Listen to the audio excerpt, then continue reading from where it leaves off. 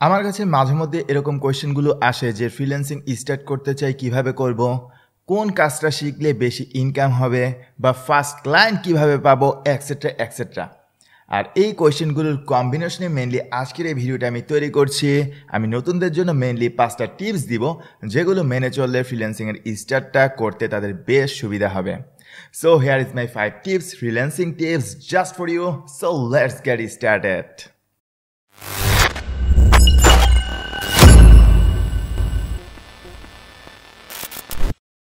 Now tip number 1, just start. What a tips. শুরুতেই বললাম just start, কিন্তু কিভাবে, রাইট?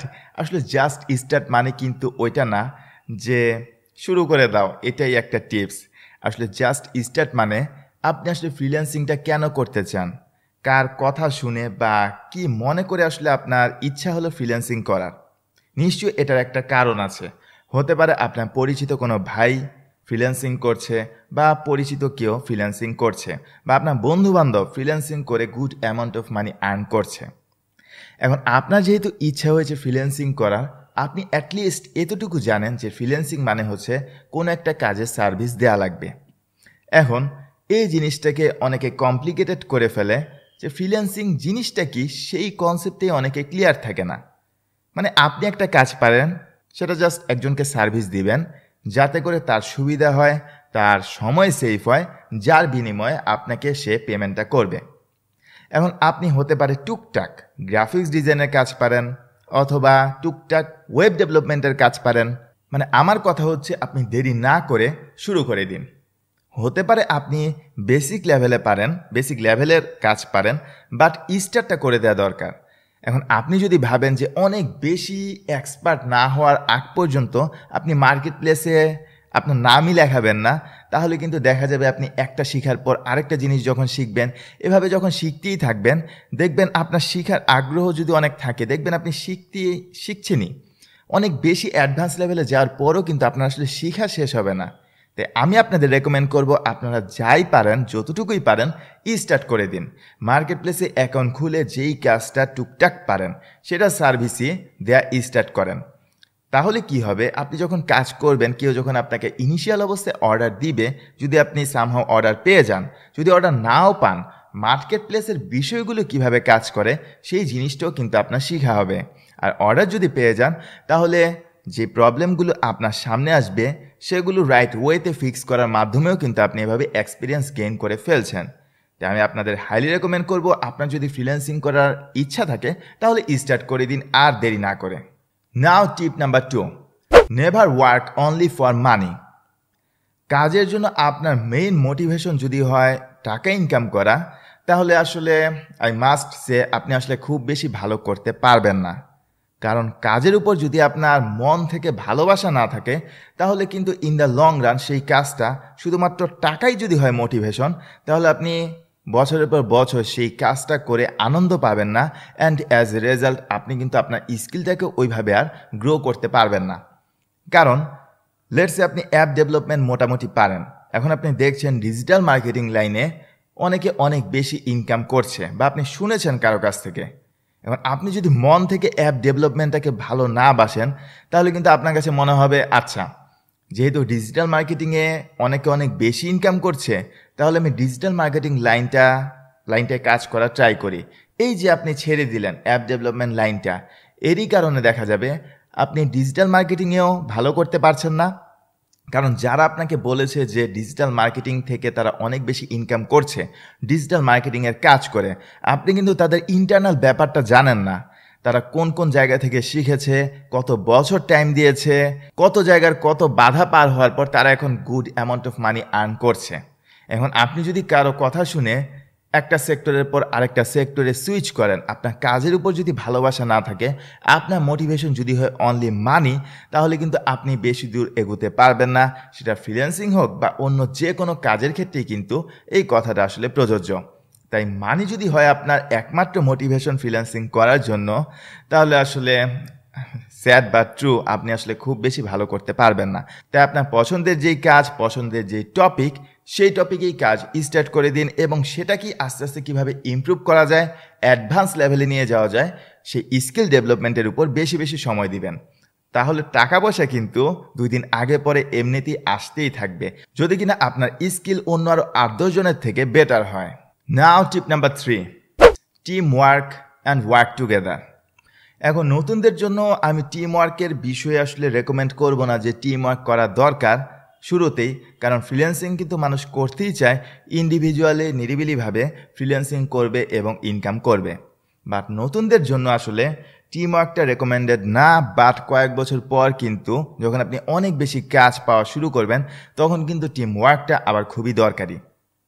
যেহেতু এই ভিডিওটা মেনলি নতুনদের জন্য আমি তৈরি করছি, এর জন্য আপনাদেরকে একটা সাজেশন দিই, যারা আসলে বুঝেই পাচ্ছেন না যে কোন কাজ করবেন, কোন সেক্টরে কাজ করবেন, কোনটা আপনার ভালো লাগে, এই ব্যাপারটাও যদি আপনি এখনও সিলেক্ট করে না থাকেন তাহলে আমি আপনাদের হাইলি রেকমেন্ড করব আপনারা আমার যে ফাইবার সাকসেস কোর্সটা আছে সেই কোর্সটা করতে পারেন। প্রায় 5000-এরও বেশি স্টুডেন্ট এই পেইড কোর্সটা এনরোল করেছে এবং এই কোর্সে মেনলি আমি 18 রকমেরও বেশি কাজ, ডিফারেন্ট কাজ এই কোর্সে শিখিয়েছি। এমনকি ফ্রিল্যান্সিং মার্কেট প্লেসের দাপটের সাথে কাজ করার জন্য নতুন অবস্থায় কিভাবে সহজে রিভিউ ম্যানেজ করা যায়, অর্ডার কিভাবে ডেলিভারি করতে হয়, কিভাবে গিগটাকে আকর্ষণীয় ওয়েতে সাজাতে হয়, প্রোফাইলটা কিভাবে সেট আপ করতে হয়, এভরি সিঙ্গেল থিং এই ফাইবার সাকসেস কোর্সে আমি কভার করেছি। আর এই কোর্সটা করার পর কিন্তু অনেকেই বেশ ভালো করছে, প্রায় 95%-এরও বেশি পজিটিভ রিভিউ রয়েছে এই কোর্সে।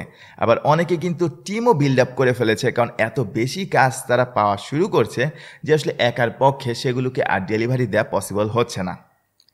এখন টিম ওয়ার্কটা আসলে কি বা কেন দরকার? নতুন অবস্থায় টিম ওয়ার্ক আমি অবশ্যই করতে না বলবো, কারণ নতুন অবস্থায় আপনি যদি একজনকে একটা দায়িত্ব দিয়ে দেন, যে আপনার ফ্রেন্ডকে যদি বলেন তুই কমিউনিকেশনে কাজ করবি, আমি এই কাজটা করব, আরেকজন এই কাজটা করবে, এভাবে আপনি যখন নতুন অবস্থায় টিম মেক করবেন তখন কিন্তু অনেক কিছুই আপনার অজানা থেকে যাবে, আপনি অনেক কিছু শেখার কাজ থেকে বঞ্চিত হবেন। আর টিম মেম্বার যখন ইন ফিউচার যদি কোনো কারণে চলে যায় তাহলে কিন্তু ফুল বিজনেসটাই আপনার একদম আপ থেকে ডাউনে নেমে যেতে পারে। তাই সেই ক্ষেত্রে আমি রেকমেন্ড করবো নতুন অবস্থায় টিম ওয়ার্কের দরকার নেই, ওয়ান ম্যান আর্মি হিসাবে কাজ করবেন। আর যখন অনেক বেশি কাজ পাওয়া শুরু করবেন তখন টিম ওয়ার্ক অবশ্যই করবেন, কারণ টিম ওয়ার্কের মধ্যে আসলে যেটা হয় এক একজন এক একটা জিনিস ভালো পারে, আবার একজনের সাথে আরেকজনের যে কমিউনিকেশন, সেই কমিউনিকেশনের কারণেও কিন্তু দেখা যাবে আপনি নতুন অনেক কিছু শিখতে পারছেন। আর টিম ওয়ার্কটা কিন্তু শুধুমাত্র ফ্রিল্যান্সিংয়ের জন্য না, ইন ফিউচার আপনি যদি কোনো জবে অ্যাপ্লাই করেন বা আপনার টিমটাকে বড় করতে চান তাহলে এই নতুন অবস্থায় টিম ওয়ার্কে আপনি যে এক্সপিরিয়েন্সটা গেদার করবেন সেটাও কিন্তু ইন দ্য লং রান আপনাকে অনেক বেশি বেনিফিট দিবে। Now tip number 4, don't try to hack the system. এখন হ্যাক বলতে আসলে কোনো কিছু হ্যাক করে ফেলা ওইটা বোঝানো হয়নি, মেনলি অনেকে মার্কেট প্লেসের সিস্টেমটাকে ব্রেক করতে চায়। আর নতুন অবস্থায় আপনি যদি এই কাজটা করেন তাহলে কিন্তু আপনার ফ্রিল্যান্সিং ক্যারিয়ার একদম ডিজাস্টার হয়ে যাবে। কারণ নতুনদের মধ্যে একটা টেন্ডেন্সি লক্ষ্য করা যায়, তারা যখন শুরুতে কম অর্ডার পায়, হতে পারে সেটা $50 অর্ডার অথবা $100 অর্ডার, তখন প্রত্যেকটা ডলারে কিন্তু তাদের কাছে মনে হয় খুবই ভ্যালুয়েবল। আর যখন দেখে $100 একটা কাজ করলে market place, fibre market place থেকে $20 সার্ভিস ফি হিসাবে কেটে রাখে, সেই জিনিসটা অনেক ক্ষেত্রে নতুনরা মেনে নিতে পারে না। তাই মেসেঞ্জারের মধ্যে ফাইবারের যে মেসেজিং সিস্টেম বা আদার্স যে কমিউনিকেশন সিস্টেম থাকে ক্লায়েন্টদের সাথে, তারা চায় ক্লায়েন্টকে মার্কেট প্লেসের বাইরে নিয়ে আসার জন্য। আর এই জিনিসটা আপনি যদি করেন আর ফাইবার যদি সেটা ডিটেক্ট করতে পারে তাহলে কিন্তু আপনার অ্যাকাউন্টটা তারা ইনস্ট্যান্টলি ডিসেবল করে দিবে। আর একবার যদি আপনার অ্যাকাউন্ট ডিসেবল হয় তাহলে কিন্তু পরবর্তীতে আপনার নতুন একটা অ্যাকাউন্ট খুলে ভেরিফাই করা, সেই প্রোফাইলটাকে আবার গ্রো করা অনেক সময়ের ব্যাপার। আবার অনেক ক্ষেত্রে আইপি ডিসেবল করে দিলে বা আপনার ইনফরমেশনগুলো যদি তারা ডিসেবল করে দেয় তাহলে কিন্তু সেম ইনফরমেশন দিয়ে আপনি আর অ্যাকাউন্টে খুলতে পারবেন না। আবার অনেকের মধ্যে, নতুনদের মধ্যে আমি এই টেন্ডেন্সিও দেখেছি, তারা ব্যাকআপ হিসাবে মার্কেট প্লেসের সেকেন্ড অ্যাকাউন্ট ক্রিয়েট করে রাখতে চায়। এটাও আমি আপনাদের হাইলি রেকমেন্ড করব, এটা করবেন না। কারণ এক পিসি থেকে বা একই ব্রডব্যান্ডের লাইনের আন্ডারে আপনি যখন একই টাইপের সার্ভিস দিবেন, হতে পারে সেটা দুইটা ডিফারেন্ট নামে খোলা হয়েছে, হতে পারে সেটা আপনার প্যারেন্টসের নামে খোলা হয়েছে এবং আরেকটা হচ্ছে আপনার নামে। সো এই কাজটা করলেও কিন্তু ফাইবার যদি ডিটেক্ট করতে পারে যে একই পার্সন আসলে দুইটা ফাইবার অ্যাকাউন্ট অপারেট করছে, সেই ক্ষেত্রেও কিন্তু আপনার দুইটা অ্যাকাউন্টই ডিসেবল হতে পারে। তাই ফাইবারের যে সিস্টেম, একটা অ্যাকাউন্ট এবং সব নিয়ম মেনে কাজ করার যে পলিসি, সেগুলো মেনে নিয়ে কাজ করবেন এবং আপনি নিজেকে নিজে জিজ্ঞাসা করবেন আপনি কোনো ইলিগাল কাজ করছেন নাকি, কোনো সিস্টেম ব্রেক করতে চাচ্ছেন নাকি। আপনার কাছে যদি মনে হয় কাজটা ঠিক না, তাহলে কিন্তু ফাইবারের পলিসি অনুসারেও কাজটা ঠিক না, এরকমটাই হবে। তাই মার্কেট প্লেসের নিয়মকে ব্রেক করার ট্রাই করবেন না। এটা যদি করেন আর যদি ধরা খান, তাহলে কিন্তু আপনার ক্যারিয়ারটা মানে ফ্রিল্যান্সিং ক্যারিয়ারটা একদম বিপর্যস্ত হয়ে যাবে। Now the final tip number 5, be active on social media. Yes, you heard it right. আপনি যেই কাজের সার্ভিস দিচ্ছেন, অনেকের মধ্যে আমি এরকম টেন্ডেন্সি দেখেছি, তারা চায় যে মার্কেট প্লেসে ভালো একটা প্রোফাইল বানাবো, অনেক বেশি রিভিউজ থাকবে, আমি কম বেশি কাজ পাবো এবং আমার এভরি মান্থ 50,000 60,000 এরকম ইনকাম হলেই হয়ে যাবে বা 1 লাখ টাকা হলেই হয়ে যাবে। বাট আপনি এটা বিশ্বাস করবেন না, এমন অনেকে আছে যারা অনেক ভালো কাজ করছে, তারা শুধুমাত্র সোশ্যাল মিডিয়াতে অ্যাক্টিভ না দেখে অনেকে জানেই না যে সে এই পার্টিকুলার কাজে অনেক ভালো। এখন অনেকের মনে এই কোয়েশ্চেন আসতে পারে যে আমি সোশ্যাল মিডিয়া লাইক করি না, আমি সোশ্যাল মিডিয়াতে অ্যাক্টিভ থাকতে চাচ্ছি না।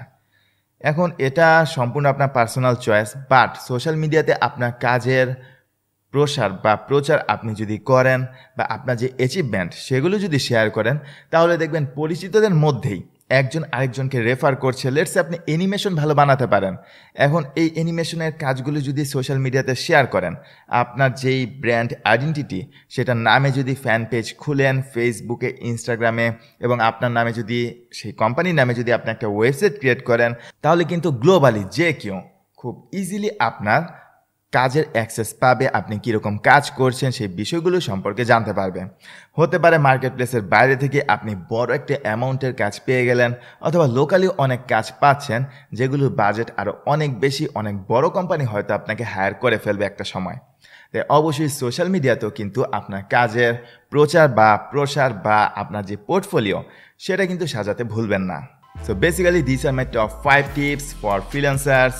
বেসিক্যালি যারা নতুন শুরু করছেন তাদের জন্য আশা করছি এই টিপসগুলো মেনে চলে কাজ করলে আপনাদের স্টার্টটা আপনারা খুব ভালোভাবেই করতে পারবেন।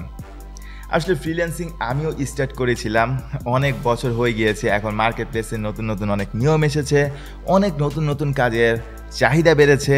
সো ট্রেন্ড অনুসারে, আপনার পছন্দ অনুসারে একটা টপিক বাছাই করে আপনি যদি কাজ স্টার্ট করে দেন এবং কাজের মান যদি ভালো হয়, আসলে আপনি 2 দিন আগে পরে কাজ পাবেনই। এর জন্য আপনার যে প্যাশনটা থাকা লাগবে সেটা হচ্ছে কাজের প্রতি ভালোবাসা। সো আশা করছি ভিডিওটা আপনাদের ভালো লেগেছে। ভালো লাগলে অবশ্যই ভিডিওতে একটি লাইক দিবেন, কমেন্ট সেকশনে আপনার মতামত জানাবেন। আর নতুন যারা ফ্রিল্যান্সিং করতে চায়, আপনার বন্ধুবান্ধব অথবা আত্মীয় স্বজন, তাদের কাছেও কিন্তু এই ভিডিওটা শেয়ার করে দিতে পারেন।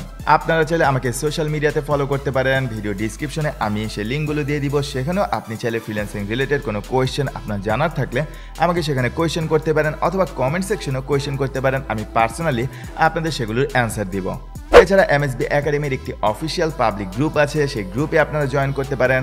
সেখানেও আপনারা ফ্রিল্যান্সিং রিলেটেড কোনো কোয়েশ্চেন পোস্ট করলে আমাদের কমিউনিটির মেম্বাররা কিন্তু খুবই হেল্পফুল, আপনাদেরকে ফ্রিতে হেল্প করার ট্রাই করবে।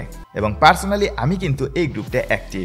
Alright, so that's it for this video. Thank you so much for watching, and if you have any question then let me no.